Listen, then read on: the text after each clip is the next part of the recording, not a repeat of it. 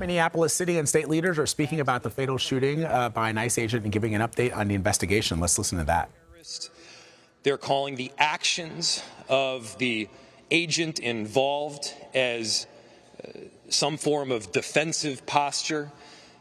We know that they've already determined much of the investigation, and even if they haven't, there is the appearance that there is some conclusion drawn from the very beginning. If not hide from the facts, why not embrace them? If it's not a problem to have additional people at the table that have a deep commitment to the process and transparency and have run these investigations before, then why not include them in the process? The Bureau of Criminal Apprehension at the state of Minnesota has consistently run these investigations before. They have done so without bias. They've done so with a great deal of expertise. This is not some radical, way out there group. This is a group that is formed by experts who understand how to investigate. Many of them have been police officers themselves. So our ask is really simple here. Our ask is to embrace the truth. Our ask is to include the Bureau of Criminal Apprehension in this process because we in Minneapolis want a fair investigation. Is it deeply concerning that this administration from the very get-go is drawing the conclusion that they may ultimately come to? Of course it is. And if you got nothing to hide from, then don't hide from it. Include local experts in the process. We got nothing to hide from here. All we want in Minneapolis is justice and the truth. And speaking of the truth, let me give you another one. I have heard countless people talk about Minneapolis, many of them who have never been here, as some form of post-apocalyptic hellscape, as a place that is dangerous. Well, let me give you a statistic. 50% of the shootings that have happened thus far in Minneapolis this year have been ICE. In other words, we've only had 2 shootings. One of them has been ICE. We are a safe city. ICE is making it less so. We are a city of unity, but ICE is trying to divide us and tear us apart. For every one of the people that you see standing here behind me, they have more than 1,000 people behind them. They have people that are committed to their neighbors, committed to integrity, committed to justice, and committed to getting the truth. We will not back down from it. Among those that won't back down from it is the person who I'm about to introduce. His ward is right on the borderline of where this particular shooting happened, and that is Councilmember Jason Chavez. Would you please give him a warm round of applause?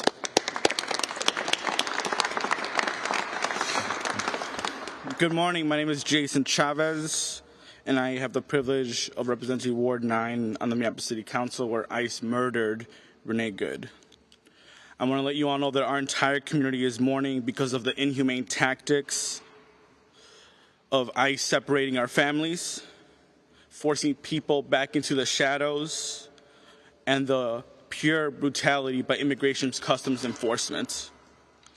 The videos that we have all seen, yourself included, does not match the false narrative from the federal government. In fact, you could hear the words, "I am pulling out," moments before ICE decided to take the life of Renee Good. She was a mother, a wife, and a beloved community member, not a domestic terrorist. I'm calling on Trump's FBI to allow the Minnesota BCA to have access to all the information so an independent investigation can occur.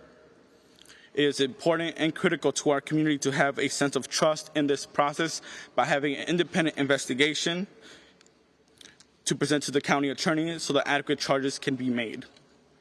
But most importantly, I am here on behalf of my entire community, echoing the calls to arrest, to prosecute and fire this ICE agent who murdered Renee Good, and to hold those accountable complicit in this crime. What has descended upon Minneapolis and in this state is not the American dream. It is not what the American dream is about. Our immigrant neighbors are here to work. They're here to provide for their family and to achieve prosperity. Instead, what we are seeing in Minneapolis and across the state is ICE kidnapping our family, following folks driving to work and kidnapping them, following people as they're heading to school or to the daycare, picking up our immigrant neighbors from bus stops.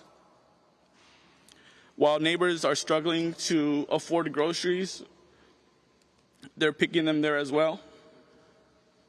I've personally been on the streets since this first happened, and I've seen too many ICE agents kidnap our neighbors from their cars. And to that, we're always going to condemn it. And as we continue to ask for justice for Renee Good, we're going to ask our community members to stay on alert. As a proud son of Mexican immigrants, I ask Minneapolis and Minnesota to rise up, to do everything in their power to defend our immigrant neighbors, to continue to observe the illegal actions by ICE, to blow your whistle when you see immigration enforcement in your neighborhood, to get trained on rapid response so you can educate your neighbors on what is happening on your block, to provide rides to your immigrant neighbors who need to go to work, who need to get groceries, who need to see their children come back home safely, to help your immigrant neighbors move their cars during snow emergencies, because what we are seeing is many of our immigrant neighbors being picked up simply by moving their cars. To help your neighbors take out the trash, because there are many reports of neighbors being kidnapped while they are taking their trash out. To support our immigrant-owned businesses, to drop off groceries to our children, mothers, fathers, our community members that are starving, and to let know that ICE is not welcome in this city and in this state. And lastly, we're here to demand justice for Renee Good.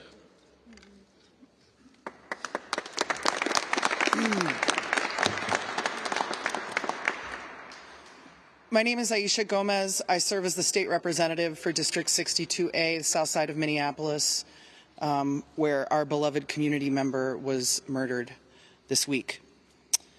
I'm so grateful to Councilmember Chavez for explaining this moment to us and calling on us as a community into this struggle that our neighbors are facing. With respect to the investigation into this shooting, there's really only one question in front of us. Are we going to design a process that's legitimate or not? In 2020, the state legislature created the Force Investigations Unit after the murder of George Floyd, which happened right around the corner, 7 or 8 blocks away from where Renee Good was murdered.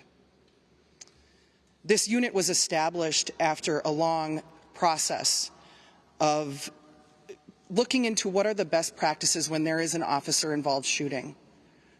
We learned a lot about this in 2020 in Minneapolis, unfortunately.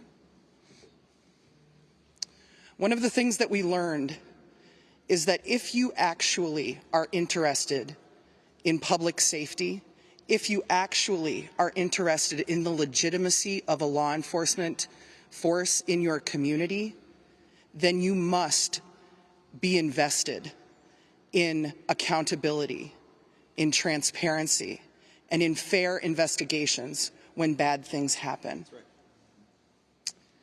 And so that's the question in front of us.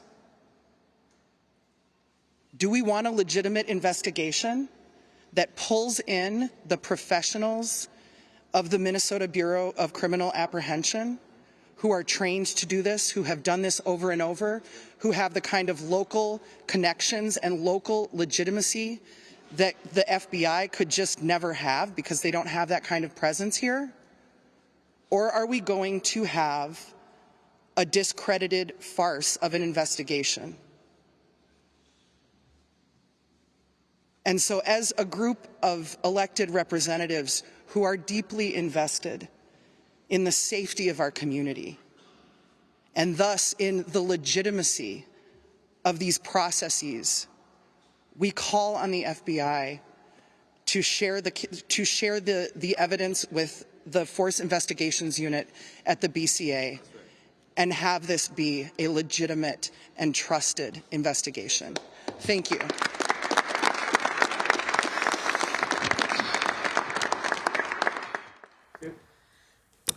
All right. You've been listening to officials in Minneapolis giving an update on the fatal shooting of Renee Nicole Good that happened a few days ago. And of course, by now we understand that the federal government has said that they will not share the investigation and the reporting of the investigation with local officials. So let's bring in CBS News correspondent Ash-har Quraishi, who is joining us live in Minneapolis. Ash-har, presumably you were listening to what our viewers were listening to as well, and it sort of echoes what you've been reporting over the course of the last couple of days, the frustration and the anger that the Minneapolis officials feel in the wake of that horrific shooting. Absolutely. And look, this is a community that has been grappling with trust and accountability issues with its own police department for years. And now for federal agents to come in here and for one of their own citizens to be killed fatally here just behind me, and for the federal government to say, we're going to cut the Minnesota BCA out of the process, out of the investigation completely, is not boding well, obviously with leaders, but of course with residents here as well, and calls into question their motivations, because as you heard there in that press conference from day one, we heard from Secretary Noem, who called Good a domestic terrorist. They had a conclusion, they made a conclusion before the investigation was completed. And if you remember, even the first day, President Trump posting on Truth Social saying that Good had actually run over the agent, which was not the case. This idea that there's a foregone conclusion in this investigation is something that people here are extremely frustrated with. They are angry with. And the idea that they're not going to have a transparent investigation is something that is not going to bode well here. Ash-har, we see people have gathered behind you. Where are you exactly? Situate us, and who are those folks? Yeah, absolutely. We're actually as close as we've been able to get to this memorial for Renee Good that is set up just behind me. This is where her SUV crashed after the shooting, and it's just down the street from where the shooting actually occurred. Over the last day, this whole area had been cordoned off by residents and by people in the area to make it accessible to pedestrians. This is a wide boulevard, and you can see perhaps traffic is now flowing because those barricades, about 15 tons we're told, have been removed by the city this morning, one to allow emergency vehicles to get through here. We do have police presence here as well, so it'll be interesting to see throughout the day as we have people gather and there's less space for them to gather in at this point, how that interaction will go. All right, Ash-har Quraishi reporting from Minneapolis for us this morning. Thank you very much, Ash-har.